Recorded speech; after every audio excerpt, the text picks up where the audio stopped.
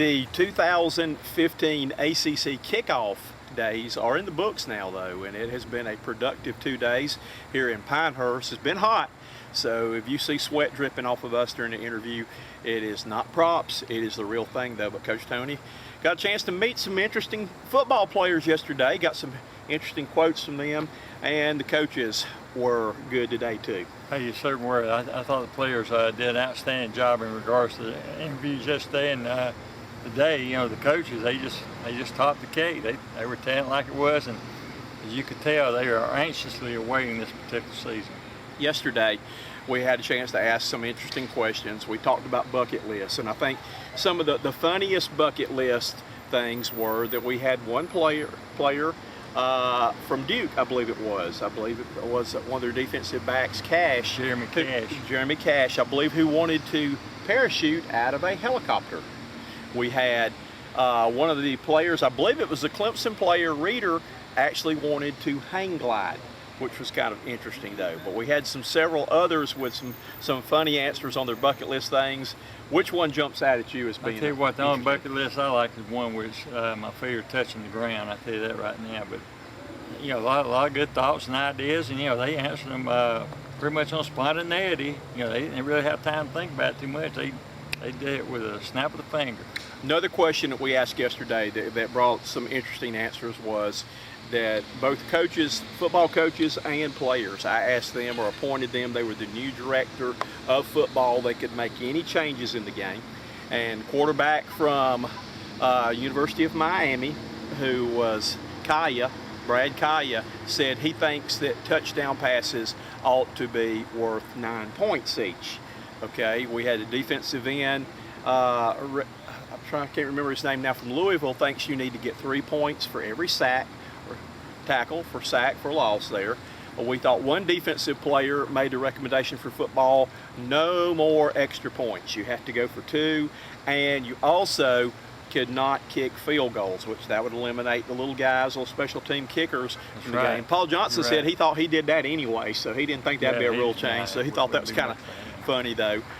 We thought the defensive backs, and we talked to Kendall Fuller, one of the top defensive backs in the country, along with DJ White from Georgia Tech, and they felt like the rules might need to be adjusted or looked at a little bit too, about the defensive backs always get called for pass interference, but how about when the offensive receiver pushes them out of the way?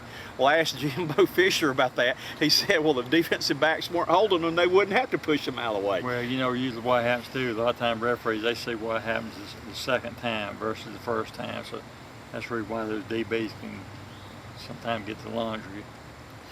Also, I think one of the more interesting questions today was with the coaches, was talking a little bit about coaches, do they have a good luck charm they take with them?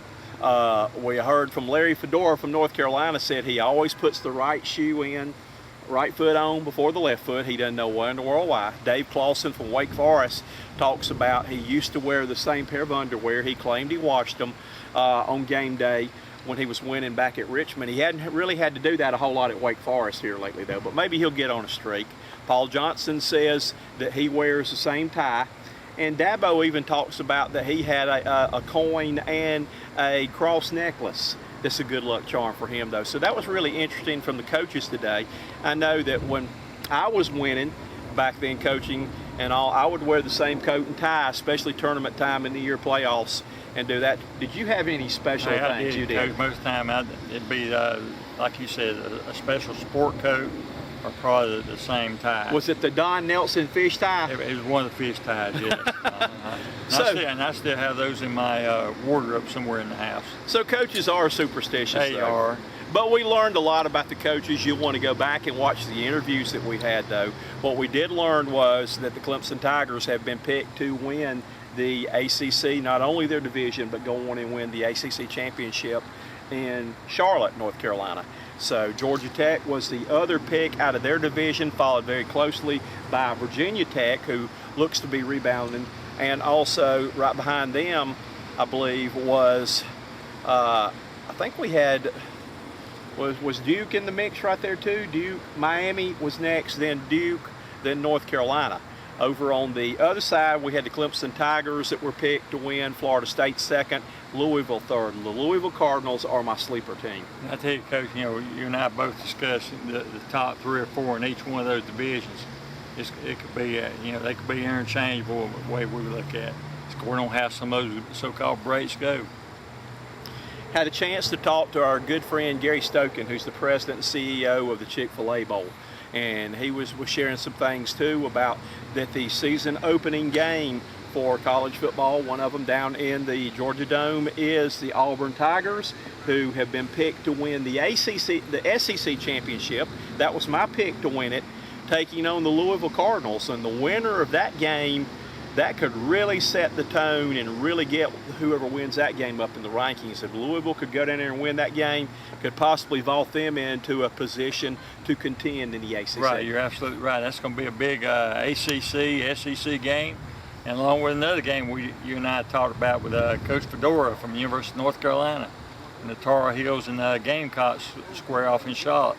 Very important. Larry Fedora did talk about that, though, with the Gamecocks and the North Carolina Tar Heels for the Battle of the Carolinas. And we had with us Will Webb, who is the executive director of the Charlotte Sports Foundation, who spent some time with us telling us about the great things that were going on in Charlotte. That game is one of them. There's still tickets available for that game if you'd like to go see South Carolina and North Carolina play on a Thursday night, September the 3rd, to kick off the football season.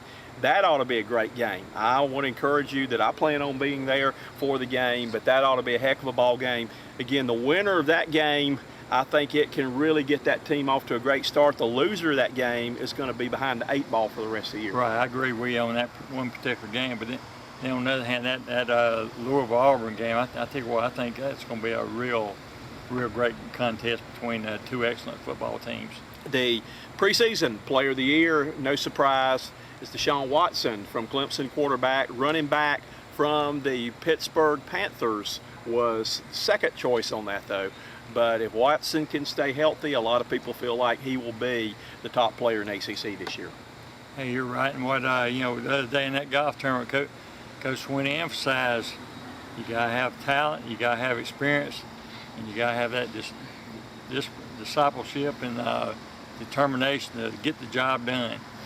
So, again, we had a lot of fun over our 3 days here in Pinehurst. I've never been to Pinehurst before, though. We enjoyed the golf, even though my team did not do well in this tournament. No, the joke I put on Facebook was a joke, people. I did not win the U.S. Open. The U.S. Open was played here a couple of years ago, and I'll appreciate all the people that congratulated me when I posed in front of that sign. I'd like to offer my congratulations to you also there, Coach. Hey, job well done to win that. If I won the U.S. Open, Coach Toney won the British Open the next day. So right there, though. But again, enjoyed getting to see the beautiful courses out there, though, and play a little bit. Unfortunately, we didn't get to finish our last 3 holes. Maybe it was fortunately as bad as we were playing right there, though. And then we were fortunate enough to have been wined and dined by the ACC. We thank John Swalford and all of his staff for putting on a great show here at Pinehurst, and for the coaches and players and coming in here and entertaining us for 2 days. That's right. I echo those sentiments too. And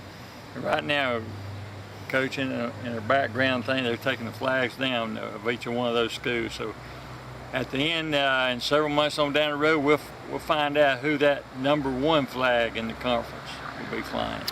Our next ACC event, really by the ACC, will be in Charlotte on the first Saturday in December for the ACC football championship game.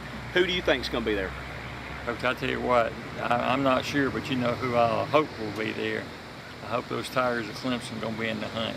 I think it's going to be a replay of a regular season game. I think it will be game 2 between the Georgia Tech Yellow Jackets and Clemson Tigers. Well, you know, too, just like the SEC media days and ACC media days, how often those predictions become true. So we'll have to wait and see. The winds are kicking up, but it is hot as Hades out here. I am sweating. But you can see the beautiful Carolina Inn in the background with the Pinehurst that has been, I would say carved, that's not carved though, has been trimmed back on the hedges. It says Pinehurst, so a beautiful place, but I think it's time for us to get back to Sparkle City. Hey, you're absolutely right, and Coach, I'd just like to say, like you mentioned a while ago, thanks to everyone up here at Pinehurst that was involved with ACC Media Days. I think it was an outstanding success, and I've thoroughly enjoyed it. Coming up next for Cox Sports Broadcasting, we will be at the Steve Spurrier Golf Tournament on July the 29th, and the next day we will be live with you from Wofford College as the Carolina Panthers come to town. Until then, enjoy your summer, have a good day, and happy trails till we meet again. Bye. For Coach Barry Toney, I'm Coach Dick Cox. Goodbye, everybody. Bye.